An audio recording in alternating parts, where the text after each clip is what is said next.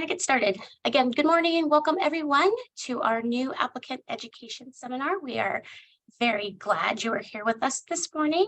My name is Cindy Casaus and I am an assistant director here at the Registrar of Contractors. I am going to ask my colleagues on the Zoom today to say a quick hello, starting with Judah. Hi, everyone. Judah Axel, I'm Legislative Liaison for the ROC. And Judah will be sharing a wealth of information in the chat, so keep an eye on that. If you missed something on the slides, he will likely share it in the chat. You can, of course, save a copy of everything that is shared in the chat after we're done. But just keep an eye on that chat. Thanks, Judah. Julie? Good morning, everybody. Julie Pickrell, Chief of Licensing. Thanks, Julie. And Yashika.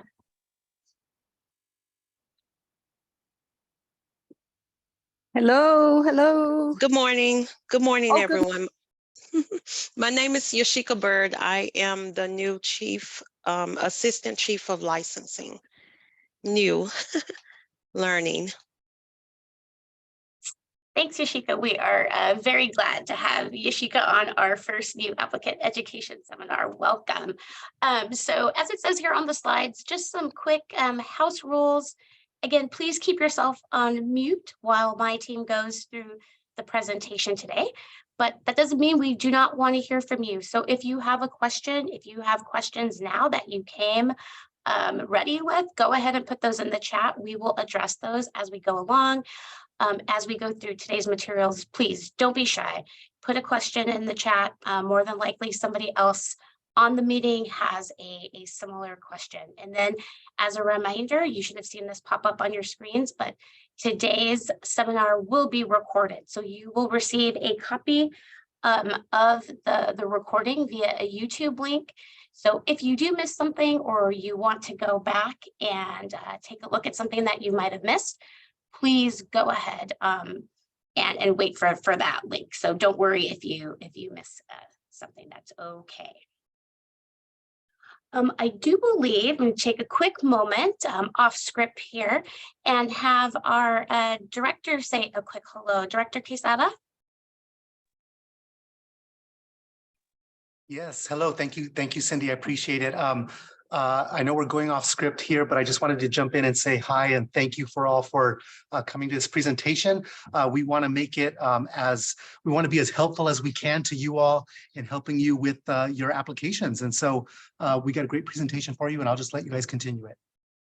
Awesome. Thank you so much, Director. We're always really excited when the director can hop on and say a quick hello. So that is great. Great. So I am going to hand it over to Julie to talk to us about the application process. Julie, take it away. All right, everyone. So the common application errors, we want to tell you about those first up because these come through about 50% of the time, and we want to help you to avoid these errors. So the bond is our #1 error producer. So we'll be going over that in a little while. Personnel, who you have on your license is, again, our second from the top in terms of errors. Completed background checks, valid and legible IDs, and then testing. So these are our top errors, and main reason for this seminar is to try and help you avoid those.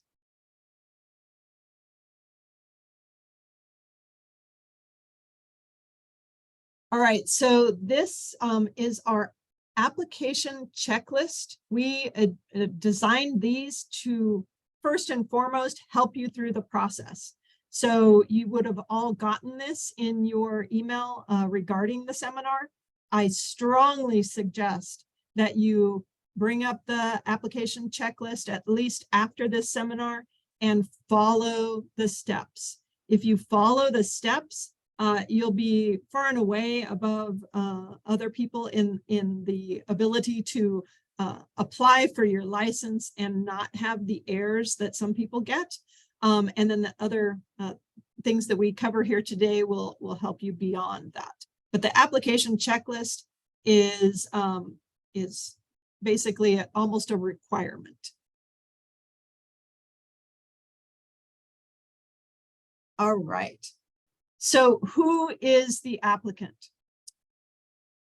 In Arizona, we license entities. So a sole proprietorship or a partnership is an entity. If you are a sole proprietorship, the name on your ID is what should be on your application. This is a very large error as well, because this also needs to be the name on your bond. If you're a partnership, sometimes a simple partnership can be the name of two people. In that case, it would need to be both of your names as they appear on your government ID. That would be the name on your application and on your bond. For corporations and LLCs, obviously, it needs to match what is listed as your name at the Corporation Commission. So it needs to match what's on your application and what's on your bond. And the other big thing is make sure you register with the Arizona Corporation Commission if you are an LLC or corporation. If you have an LLC or corporation in another state, because we do get people coming in from other states often, you do have to register your entity as a foreign entity in Arizona in order to do business here, and then also in order to get a license as your LLC. So make sure you check with the Corporation Commission. You will see that that's one of the first things on the checklist. Make sure you do that right away. DBAs, anyone can have a DBA. You do not have to have a DBA. So often a sole prop will have a DBA. So the sole prop could be John Doe doing business as Mike's Flooring or whatever you want your DBA to be. If you do have a DBA, it needs to be listed on your application and it needs to be listed on your bond. If you have a DBA, you do not have to register this with the Secretary of State, but we do encourage that. The Secretary of State will tell you the same thing. They encourage you to register it, but it does not have to be registered.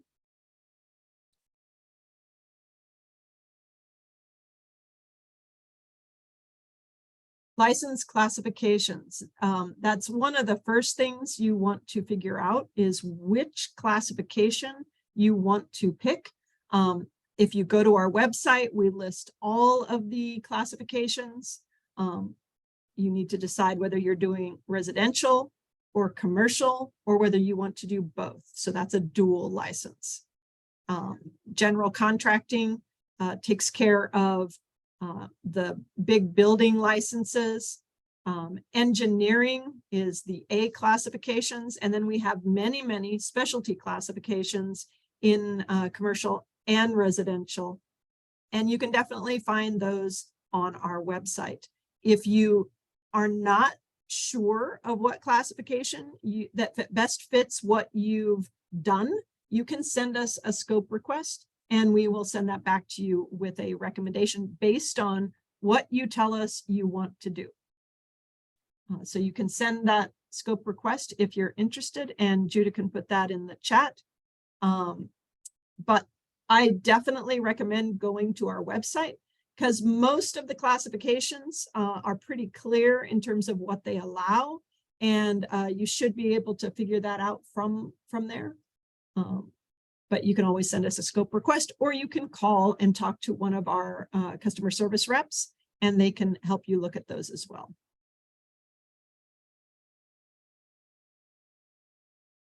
All right, the qualifying party. So what are the requirements for the person who is going to be the qualifying party on your license?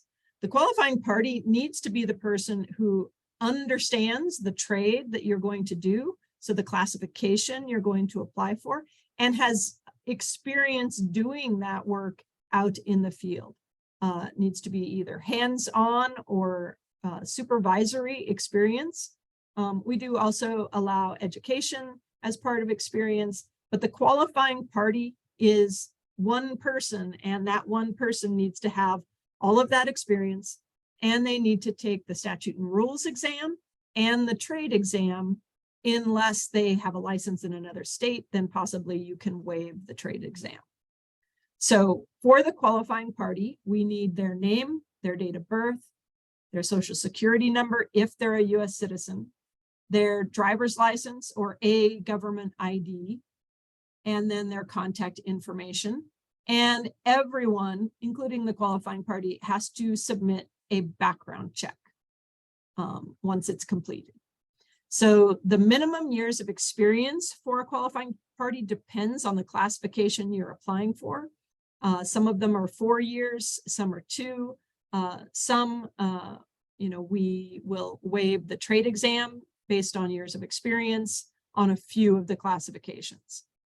Now, when you're going through the application process, especially if you use the portal, which we strongly recommend, it will ask for the dates of the experience, whether the experience is hands-on, supervisory, education, and then we also have a spot there to put references, and we will call references if you give them to us. So we do prefer that, but we do have the place where you can put in, doesn't need to be just one experience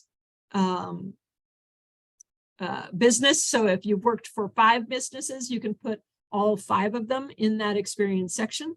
Or if you've just worked for one for 15 years or 10 years, you can put that one as well. Hey, Julie, we have a few questions. Sure. I'm going to read you the first one. Okay. I'm interested in becoming a subcontractor for fire sprinkler install and service. Can you tell me which packet I need to study for? So fire sprinkler, we do have several classifications that cover that, one in particular, but what you'll need to do is go onto the website under applying for a license. And just in terms of the testing, there's a whole section on pass examinations. Judah can possibly put that link in the chat. But the pass examinations refers you to PSI. PSI is the vendor that we use for all of our testing. So you would need to take the statute and rules course, which is designed for the rules and statutes. And then there's the trade exam. I would prefer to recommend that you classifications section and read those the classifications to decide which one actually fits what you're doing. I can't advise which classification to study for just over the video. But if you have questions after you look at the classifications, then you can send us a scope request, like I said. Excellent, thanks. Another question. When it comes to updating the qualifying party, is there a way to grandfather someone in if they're part of the same company?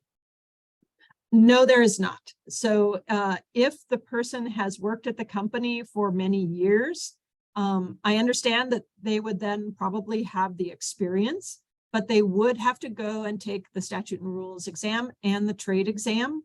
And then they can use the experience that they've gotten from working for your company for years as their experience. But they would have to apply for, and they have to have taken these exams in advance. A little bit more on the qualifying party. How do we know they qualify before going through all the other stuff? So, for instance, for a B classification, if the B classification is our home building classification, if the person has worked in that industry for years, whether they're doing hands-on, whether they're managing the project, whether they're a supervisor, if they have that area of expertise in building homes, then they would have the experience. We don't, we're not going to go out in the field and interview people and make sure that they know how to pound in a nail. You're going to tell us that, yes, I have the experience to do this classification. And then you can give us references and we will look at that. The main thing is that you attest to that experience in the application process and that you take the statute and rules and the trade exam. I can't verify that somebody has the correct experience before you apply, but if they know that trade, then they can say, yes, I know this trade, and then give us the statute and rules and the trade exam, and we go from there. Excellent, thanks.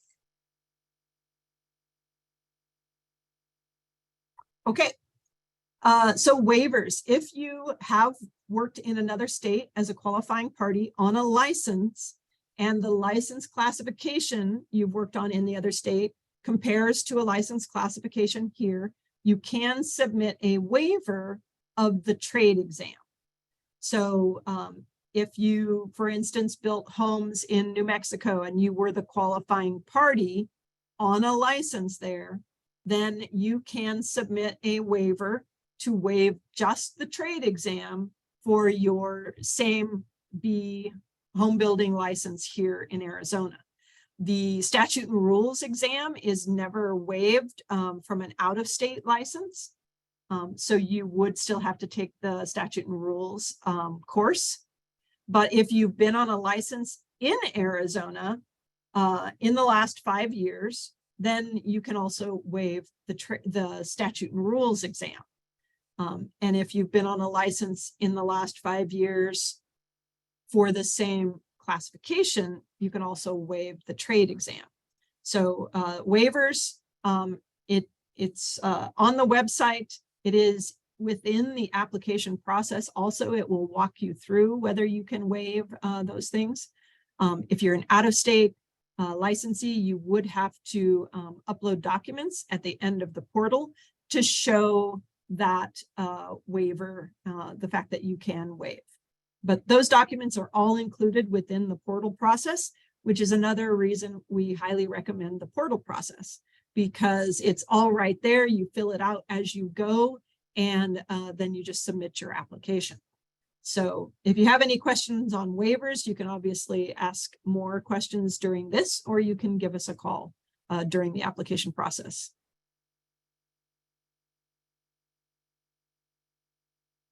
Again, out-of-state applicants, you cannot waive the statute and rules exam. You can sometimes waive the trade exam if the classification is comparable to the classification you're applying for here.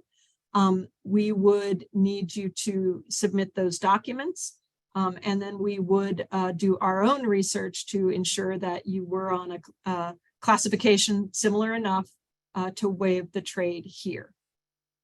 Again, you do have to take the statute and rules exam. If there are any unresolved complaints in that other state, we do look at those as well. You know, you want to make sure any unresolved complaints get resolved, because we do look at that just like we look at those here in Arizona if you have a license here. And again, all those documents are asked for during the portal process. So we highly recommend doing the portal because it does give you those as you go. The statute and rules training course is self-paced. It's, I think, really well done. We did all of the videos for that in-house, and it costs $54. All of the materials that you need are included in that purchase of the course. So you can see and download the statutes and rules, and everything is right there for you. I know there's some people that have taken it that got through it in 45 minutes. However, if you only have 15-minute time slots, you can do it over time and get through that course pretty easily, I think. Then the trade exam is specific to each trade, So you have to pick what classification you're applying for first. Like I said, you can go to our website under applying for a license and find all the classifications. And then if you go to the Pass Exams link, you will find all the information from PSI regarding all the trade exams. Now, the trade exams can be taken in person or online. They are proctored. You do have to, have enough capacity on your computer and a good room to sit in to take that exam. But you can find that information on PSI's website. And then the cost of the trade is $60 for the trade, $40 for the solar, and the study material is listed, excuse me, on or in the PSI bulletin under each classification. So you can find all those materials, all the ones that you need for the particular exam you're studying for.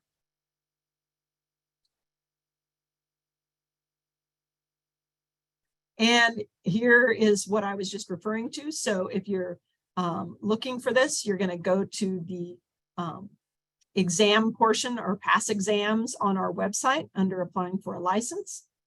And you see all these blue, the blue type are links to the PSI bulletin, to all the things that you need in order to take both of the exams. So the statute and rules is abbreviated to the SRE, and you would go to geometrics to sign up for that.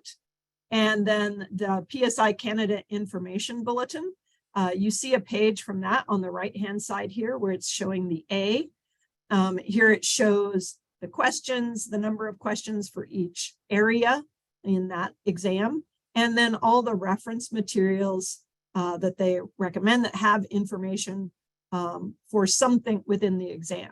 Some of the information reference materials are allowed in the exam center, and it shows you that in the text, and then some of them are not, and it shows you those as well. So just make sure you don't take materials in that they don't allow, but some of them you can. So that's awesome.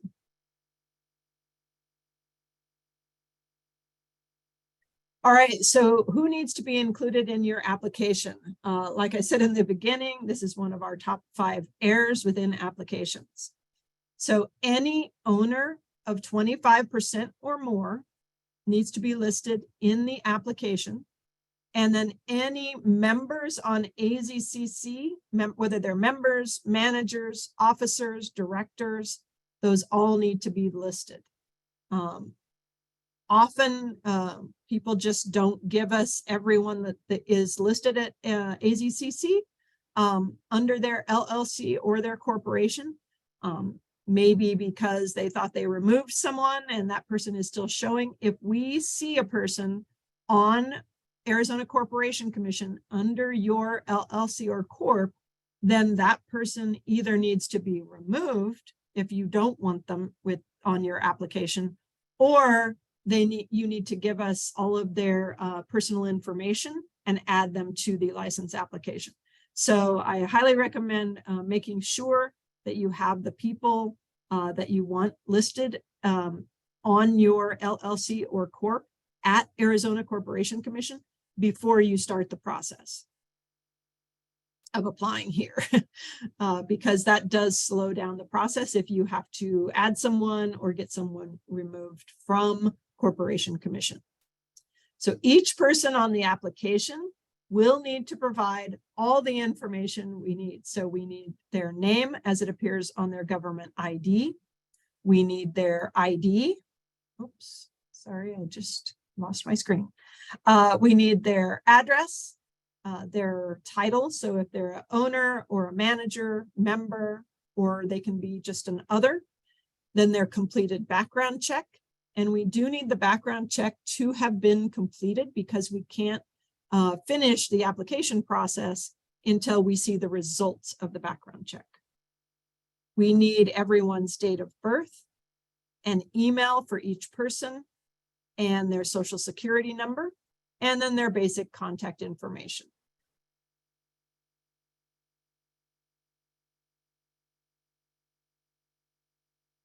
All right, so background checks again are another one of our top 5.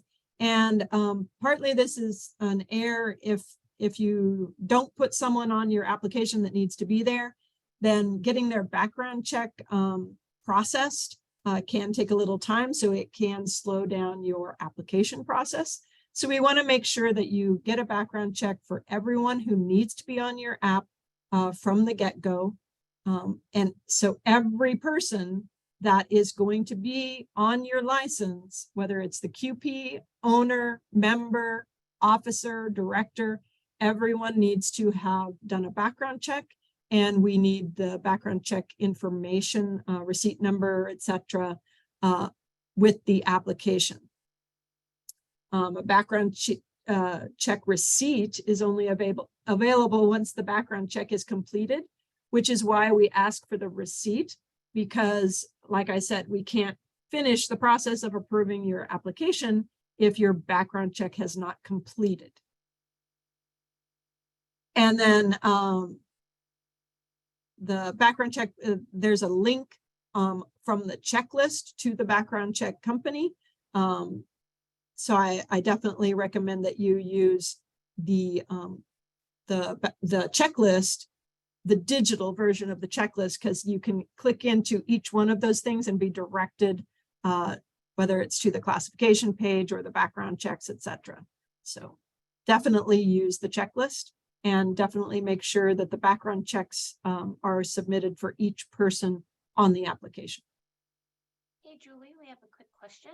Sure. So an LLC member of less than 25% ownership does not need to be on the application? If they're listed at Arizona Corporation Commission, you would need to list them on your application. Arizona Corporation Commission doesn't, I guess, request anybody below 20%. We don't request anybody below 25%, but if they're listed, then we do need to have them. Thank you. Mm-hmm. Workers' compensation. So if you have questions about workers' compensation, there is the link to the Industrial Commission of Arizona, who handles workers' compensation. If you have employees, you need workers' compensation. If, however, you are a single member, 100% owned LLC or corp or sole prop, and you are not going to have any employees, then you can qualify for the exemption from workers' compensation. Also, if you are a 2-member LLC or corp, 50-50 ownership, and you are not going to have employees, then you can also qualify for the exemption from workers' compensation. But if you are going to have employees, then you need to provide us a workers' compensation policy. It can be self-insured or through a company, but either way, you need to include that in your application. And like I said, through the portal process, I'm going to say it again, it's awesome because it walks you through. It tells you if you need workers' comp, if once you get to that page, and then you would enter that information or upload a document at the end of the application process.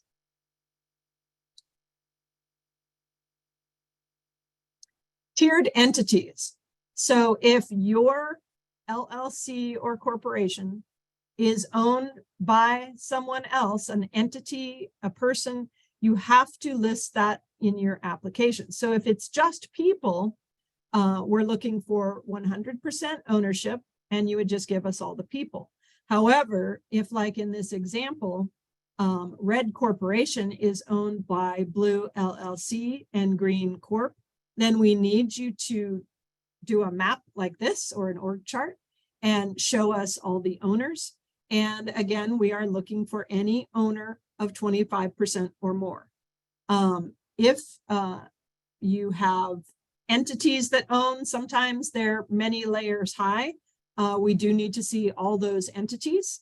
We ask for the entity name, what it's composed of, and the address. Mainly, we're looking for ownership. if you get to the top of your entity and it is publicly traded on the New York Stock Exchange, then you can list that. But you would need to draw some map like this and send that in with your application.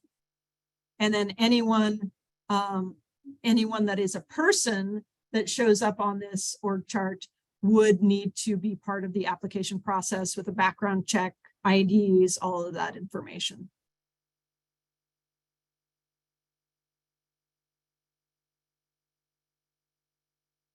All right, bonds.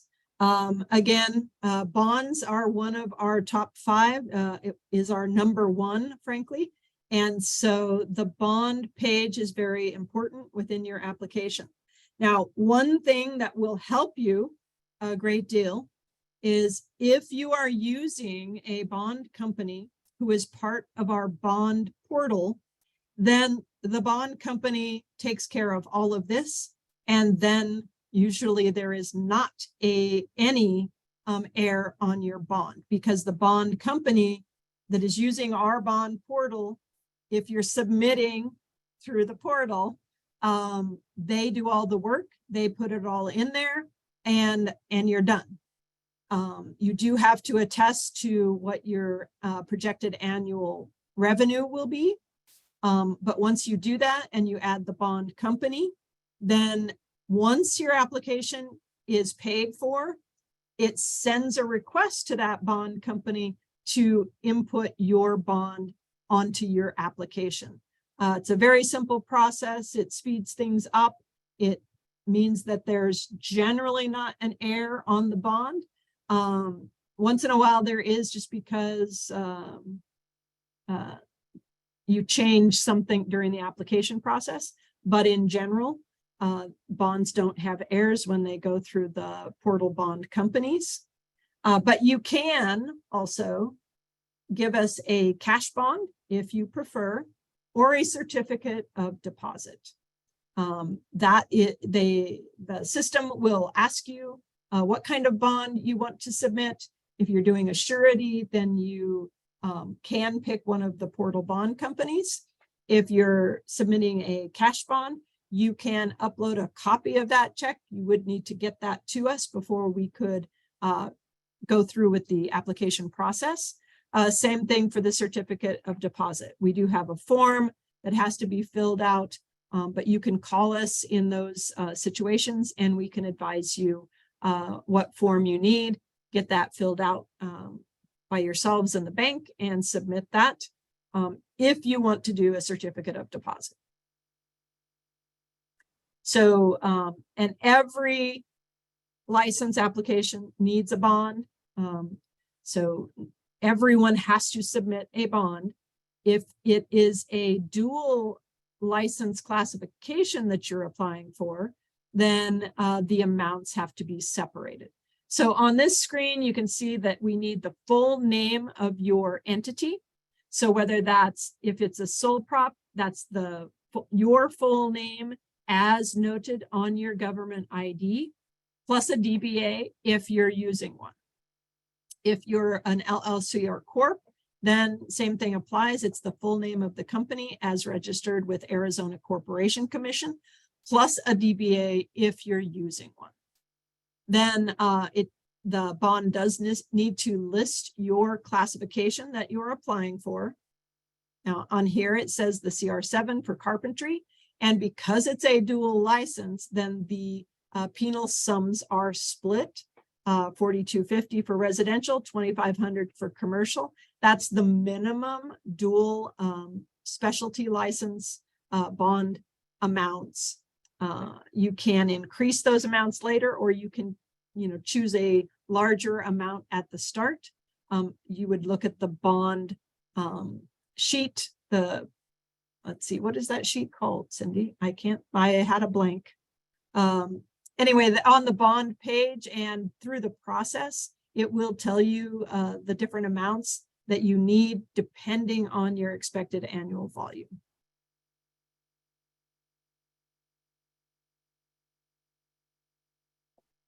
All right, so disclosures. Prior license disclosure forms are needed if you have been on a prior license that was revoked or suspended. And again, in the portal application, it does walk you through this. So it'll ask you, have you been on a prior license that was revoked or suspended? If you say yes, then you fill out the information regarding what the license was, what state it was in, or if it was here, and then the license number. It's also going to ask if you've had any unlicensed activity, and that goes for anyone on the application. So you're filling this out, disclosures out for every person listed on the application. Felony disclosures, same thing goes. It's for anyone on the application. Have they had a felony? Is it a felony conviction or pending charges? So you would fill that information out for every person on the license application. If no one has had any prior license disclosures, unlicensed activity, or felony disclosures, you can say no to all of those, and then you would not have to fill out any more detailed information. The other things that might be needed is if you are going to be doing solar work, we need to see your solar warranty. You can upload that at the end of the application process for the portal. Canceling a license, or if anyone listed on the application will be canceling a license or inactivating a license, then you can submit that during the portal process. And then if the qualifying party needs to disassociate from another license, that's another document that we would need to have at the time of application. So you can see how many of these things, it gets easier if you're applying through the portal, because the portal does give you all the documents if you need to fill them out, and submits them right with your application packet. So for license applications, you'll want to obviously decide what classification you're applying for. Then we do have the fees set out. You can find the fees on our website. Again, if you're doing the application through the portal is going to calculate the fees for you, and it will show you the total amount at the very end when you go to pay. But this sheet does show you the totals. Again, you have to decide on the classification you're applying for first, and then you can see the fees.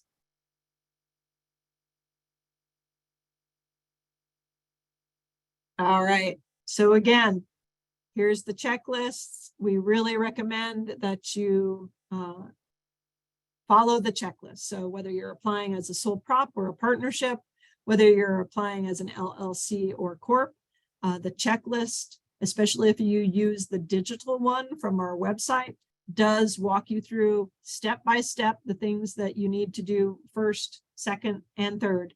And then it gives you the additional documents that you might need if you need to look at them. But if you're doing the application through the portal, it does give you those as you go along. Another thing I can say about the portal is the nice thing is you can get in there and you can start the application. And if you need to go away and gather information, you can save that application and then go back to it once you have the rest of the information you need in order to do the application. Let's see. Anything else? What did I forget, Cindy? I guess I can say this one more time, but yep, doing the application on the portal is convenient, it's fast, it's easy. I can't sing its praises enough. Once in a while, you know, we do get calls of people that want help getting into that portal process, and you can definitely call us if you have any questions, but it really is super convenient. It makes it easier and it is fast, but follow the checklist first, and then the portal process will be a breeze. And then not to dissuade you, you can always walk in an application or mail in an application. That is fine. We do take those. But, you know, in trying to make everyone's life easier, you know, log into the portal, You'll see the application process there. Even if you decide to later mail in an application, it walks you through the process and helps you get everything you need. We do have videos also. So there's how to create an account is right there on your login screen. And like I said, if you have any questions, you can always give us a call.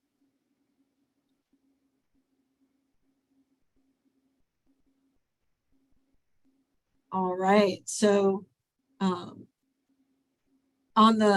when you get to the portal, people do have questions sometimes on this, but you do have to create a login first.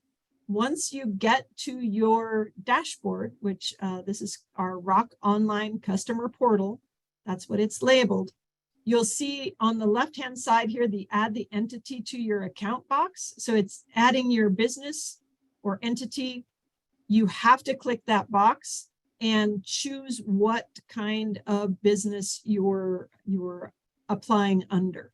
So whether you're a sole prop, a partnership, an LLC, or a corp, you would click that add an entity to your account, and then you can add, if it's an LLC, you add your Arizona Corporation Commission file number, and it will search for it and find it and get you started. But you do have to do that first. So any entity that's listed with the Corporation Commission, it does have to be active and in good standing. And then if you're a sole prop or partnership, you would just apply as that. But you do have to pick that at the add an entity to your account section.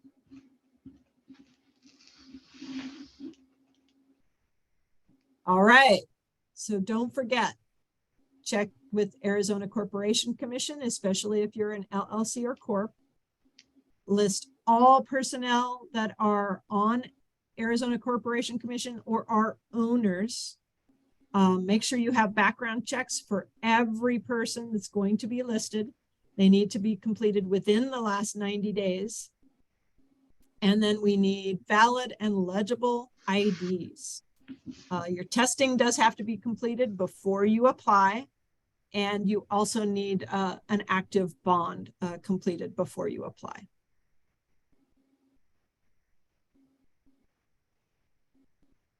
Thanks, Julie. Yeah.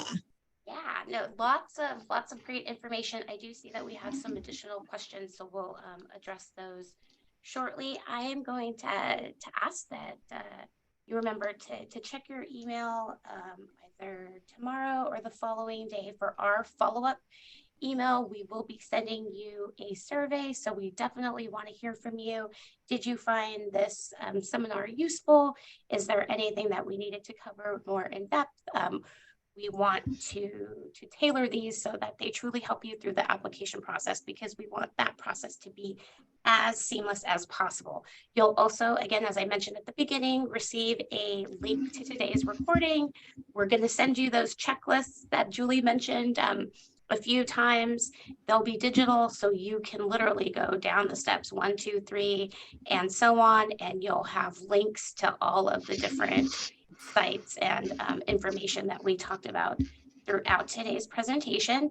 And then we do ask that as you complete your application and you get ready to submit it, that you mark that you attended today's seminar. We are tracking how many applicants attend, and we just know that the folks that attend these are able to apply without any errors or deficiencies. And then DocuSign your application. So all the signatures you'll need will be collected via DocuSign. So you'll get those notifications as you work your way through the application process.